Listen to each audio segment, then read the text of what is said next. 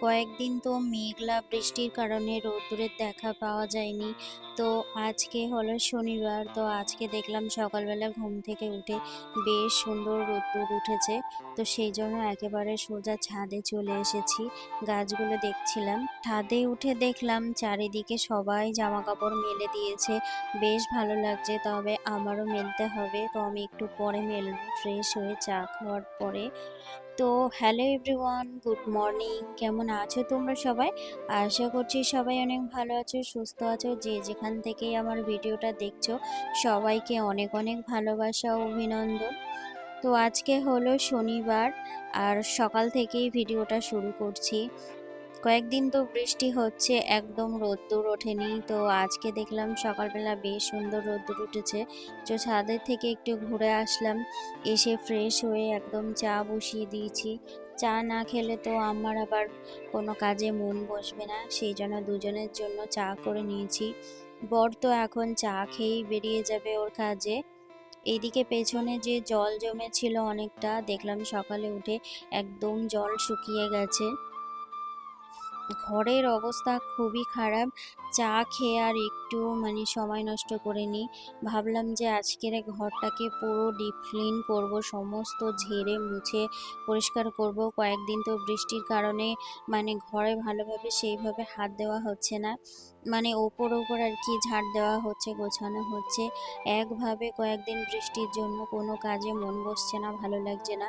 তো ভাবলাম আজকে যাই হয়ে যাক, আজকে সময় বার করে ঘরটাকে আজকে পরিষ্কার পরিপাটি করব। ঘর যদি পরিষ্কার পরিপাটি না থাকে, দেখবে মন মেজাজ একদম ভালো থাকে না। আমার আবার একটু কি বলবো, মন খুঁতমুঁতে। যে কাজটা না হয় সেই কাজটা যতক্ষণ না করব ততক্ষণ আমার কিন্তু ভালো লাগে না। বাচ্চা সামলে যতটা চেষ্টা করি করার, ততটাই আমি করি। বাচ্চাকে সামলে, সংসার সামলে তারপরে তো সব কাজ করব। তবুও নিজের শরীরের দিকে খেয়াল না দিয়ে কিন্তু সংসারের কাজে সবসময় সময় দিই। তারপরেও যেন কোথাও গিয়ে খামতি থেকে যায়। যাই হোক, সকালে চা খেয়ে নিয়েছি, আর এখন কোনো কিছু খাবো না। কোনো কিছু খেতে গেলে আবার বানাতে হবে। তো এখন অত টাইম নেই রান্না বান্না, আজকের হালকা পাতলা করব। ঘরটা যেহেতু পরিষ্কার করব, সেই জন্য রান্নার দিকে ঝামেলা সেরকম রাখেনি। বর তো চলে গেছে চা খেয়ে উঠে, আর মেয়েকেও দাদুর কাছে দিয়ে এসেছি। দিয়ে আমি কিন্তু ঘরে যত জামা কাপড় ছিল, ভিজে জামা কাপড়ের জন্য কিন্তু ঘরে দড়ি টাঙাতে হয়েছে শেষ পর্যন্ত। বারান্দায়ও দিয়েছি। তো বেশ দেখলাম সমস্তটাই ধুলো পড়েছে। আর কি প্রত্যেক দিন একটু ঝাড়া মোছা করলে, তাহলে এই যে 2 দিন 3 দিন পর পর বা 1 সপ্তাহ পর পর ডিপ ক্লিন করা, এই কাজটা কিন্তু করতে হয় না। আমার তো বাচ্চা সামলে হয়ে ওঠে না, সেই জন্য আমি চেষ্টা করি সপ্তাহে একটা দিন পরিষ্কার পরিচ্ছন্ন করার। কয়েকদিন তো সময় হচ্ছিল না, সেই জন্য আজকে একদম হাতে সময় বার করে নিয়েছি যে আজকে যাই হয়ে যাক, আজকে আমি ঘরটা ভালো করে ঝাড় দিয়ে পরিষ্কার করব একদম। ভেবেছিলাম তোশকটা রোদ্দুরে দেবো, তা এত ভারী নিয়ে যেতে পারবো না, নিয়ে গেলেও কষ্ট করে কোমরে ব্যথা করবে। দুটো সি সেকশানে বেবি হওয়ার পরে কিন্তু আমি একটু রেস্ট করিনি। সমস্ত নিজের শরীরের এনার্জিটা সংসারের কাজের পিছনেই কিন্তু দিয়েছি, আর সেই ফল এখন আমাকে ভুগতে হচ্ছে। একটু বেশি কাজ করলেই কিন্তু ব্যাক পেইনটা প্রচুর পরিমাণে বেড়ে যায়। তবুও কিন্তু সব কিছু মুখ বুজে সহ্য করে কিন্তু সংসারের কাজগুলো করি। ফেলে রাখলেও কিন্তু সেই আমাকে করতে হবে। সেই জন্য নিজের যতটা সাধ্য মতো ততটা করার চেষ্টা করি। খাটেও দেখলাম বেশ ধুলো পড়েছে, সেই জন্য একেবারে ভালো করে মুছে নিচ্ছি। খাটটা বেশ অনেক বছর পুরনো হয়ে গেছে, ভাবছি এবার চেঞ্জ করব। জানি না কবে সম্ভব হবে। তবে যখন আমার বিয়ে হয় তখন কিন্তু আমার ঘরে কোনোরকম কোনো ফার্নিচার ছিল না। এখন মোটামুটি যা আছে তাই কিন্তু অনেক আমার কাছে মনে হয়। একটা একটা করে তৈরি করা খুবই একটা কষ্টের ব্যাপার। তো যাই হোক, যতটুকু আছে ততটুকুতেই কিন্তু আমি খুশি। এই ড্রেসিং টেবিলটা কিন্তু আমার খুব শখের, শখ করে নিজের টাকা দিয়ে কিনেছিলাম। তবে বেশি দিন এটাকে সুন্দরভাবে গুছিয়ে রাখতে পারিনি। মানে এখানে ওখানে বা ঘর চেঞ্জ করতে গিয়ে, ভাড়া বাড়ি চেঞ্জ করতে গিয়ে কিন্তু আমার ড্রেসিং টেবিলটা নষ্ট হয়ে গেছে। কাঁচটাও নিচের দিকে ভেঙে গেছে।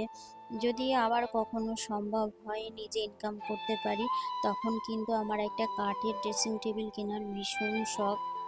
তবে এই মুহূর্তে আর সম্ভব হবে না। জানি না কবে পারবো নিজের শখ মেটাতে। তবে চেষ্টা করে যাচ্ছি, একদম নিজের সবটুকু দিয়ে চেষ্টা করছি যাতে নিজের স্বপ্নগুলো নিজেই পূরণ করতে পারি। তোমাদের সঙ্গে কথা বলতে বলতে বেশ অনেক কাজ কিন্তু আমি গুছিয়ে নিয়েছি।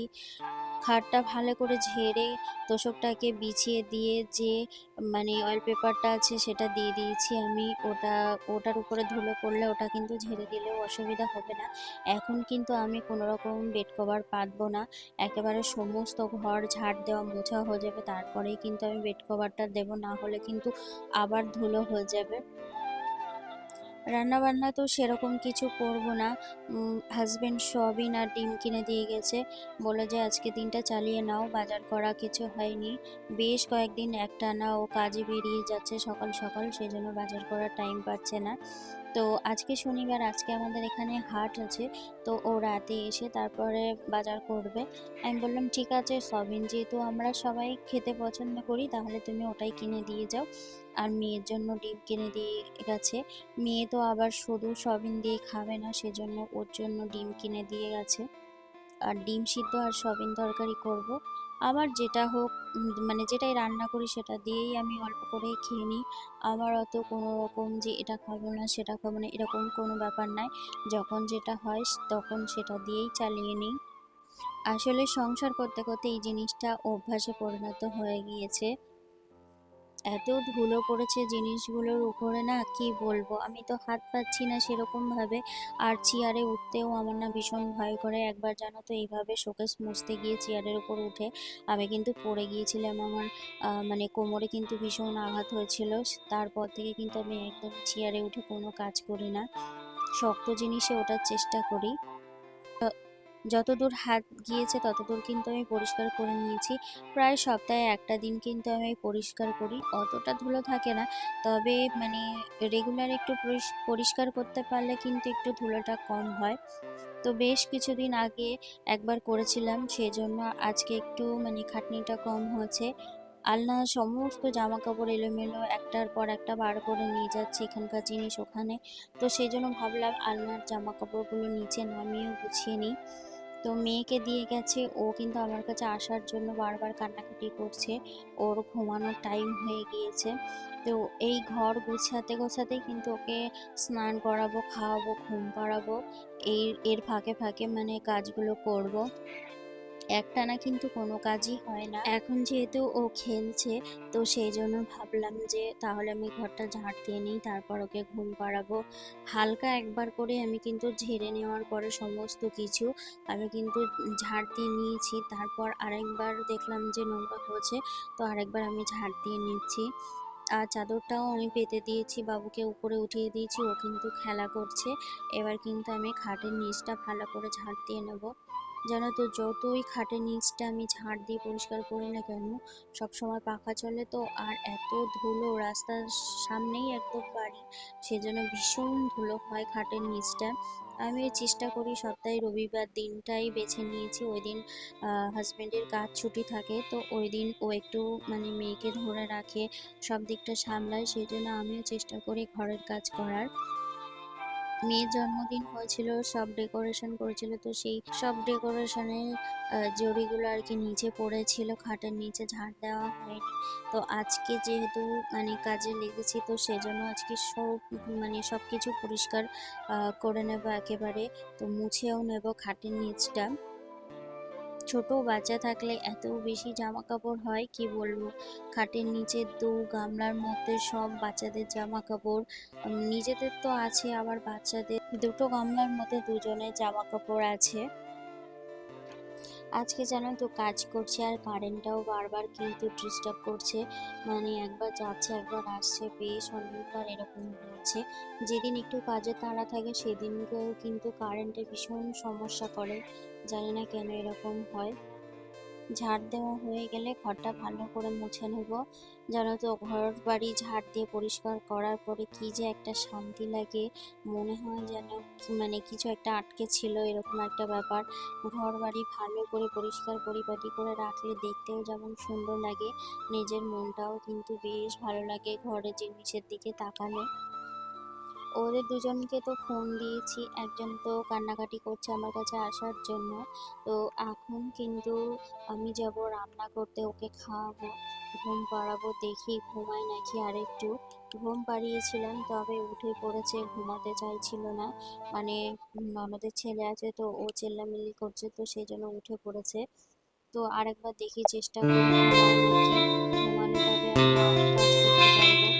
যেদিন একটু বেশি এরকম কাজ বাজ করা হয়, ঘর ঝাড় দেওয়া মোছা, সেদিন কিন্তু আমার কোনো কাজের জন্য এত পরিমাণে হয়, এত মানে কি বলবো, তারপরে কিন্তু আমার করতে পারি না, ভীষণ অসুবিধা হয়।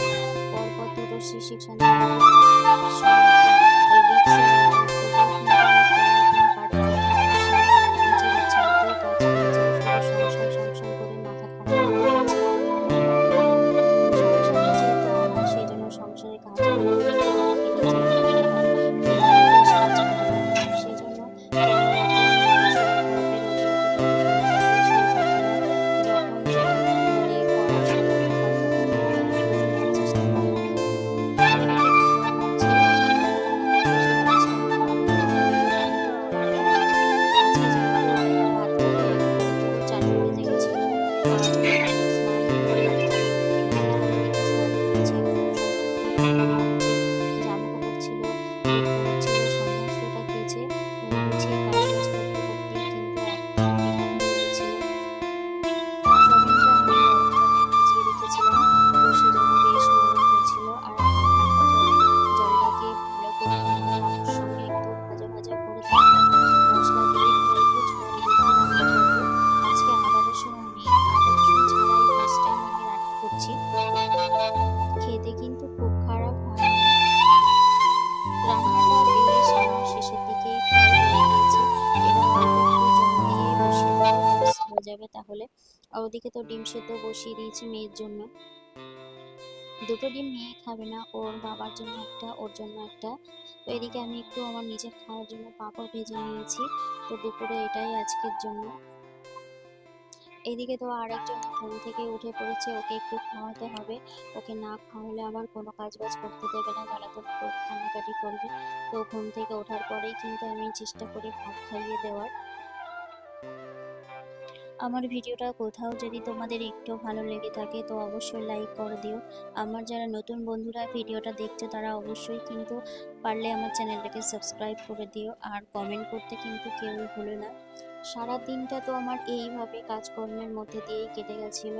তো হাজবেন্ড বাড়ি আসার সময় এই যে ফেমাস বাচ্চার বিরিয়ানি নিয়ে এসেছিল, তো ওই দোকানটা নাকি নতুন উদ্বোধন হয়েছে, আর ছেলেটা নাকি খুব ফেমাস, একদম অল্প বয়সে নাকি অনেকগুলো বিরিয়ানি দোকান করেছে, নাকি খুব টেস্টি বিরিয়ানি। তো সেখানে একটু ভিডিও করে নিচ্ছিল আর বললো যে আমাদের জন্যও নিয়ে আসছে। ও কিন্তু কোনো সময় কোথাও গিয়ে একা খায় না, যে কোনো জিনিস খাওয়ার ইচ্ছে হলে বাড়িতে নিয়ে আসে। তো 2 প্যাকেট আমাদের জন্য নিয়ে চলে এসেছে, আমাদের বলতে আমাদের সবার জন্য আর কি। তো এখন সন্ধ্যা হয়ে গেছে, সন্ধ্যা নয়, এখন 8:30 মতো বাজে। তো চলে এসেছে বাড়িতে, ওকে এবার খেতে দেবো। বললো যে এখনই গরম গরম খেতে, নাকি ভীষণ টেস্টি। জানি না, প্রথমবার খাচ্ছি, কেমন হবে। বেশ ঝাল ঝাল আর বেশ কিন্তু ভালো। মাংসটা তবে একটু মশলা বেশি হলে ভালো লাগতো, আমার একটু মাংসটা ভালো লাগছিল না। তবে এই যে ভাতটা কিন্তু খুব সুন্দর ঝাল ঝাল, একটু মশলাযুক্ত, অনেকটা বেশ ভালো লাগছিল।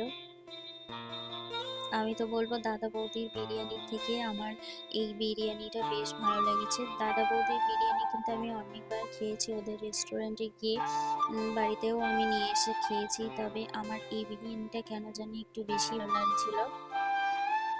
এই যে হাজবেন্ডকে খেতে দেবো, ও এখন বাড়ি এসেছে, তো আমাদেরটা আমরা পরে খাবো। আমাকে বললো যে তুমি একটু খেয়ে দেখো কেমন টেস্ট।